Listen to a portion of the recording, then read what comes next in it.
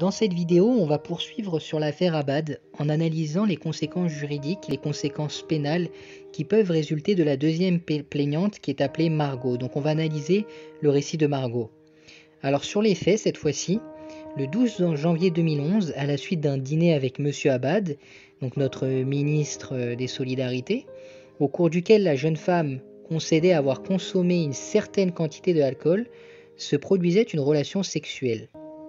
D'après ce qui est rapporté par Mediapart, le rapport était irrespectueux, empreint d'ordre, insistant, sans prise en compte de l'intérêt de l'autre. La plaignante indique avoir indirectement, mais de façon affirmée, fait comprendre à son partenaire qu'elle souhaitait que la relation sexuelle cesse. La victime énonce également qu'après avoir exprimé son refus à certaines pratiques, elle aurait finalement cédé face à l'insistance de son partenaire. Alors concernant la notion de viol, on avait établi que cela impliquait notamment un acte de pénétration, ça pouvait être aussi un acte bucco-génital dans les deux cas non consentis, un acte que le mis en cause ne semble pas nier avec cette personne. Donc on va partir du principe que l'acte de pénétration, que l'acte matériel de pénétration était établi, qu'il existe bien au niveau de cet élément matériel. C'est plus la notion de consentement qui fait ici débat. On entend souvent dire que qui ne dit mot consent. D'emblée, je vous le dis, ça ne vaut pas en matière sexuelle, même pas du tout. Ne pas dire non, je ne veux pas, ça ne signifie pas que vous êtes d'accord. D'ailleurs, il convient de rappeler que le consentement doit exister à chaque instant de la relation. En effet, en l'espèce, on est dans un cas particulier.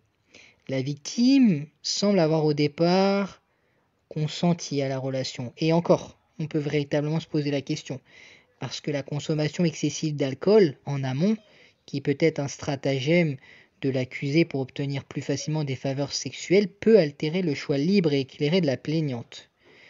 Mais enfin, même si on part du principe qu'il y a eu un avis favorable au départ, il faut également que cet accord persiste tout au long du rapport.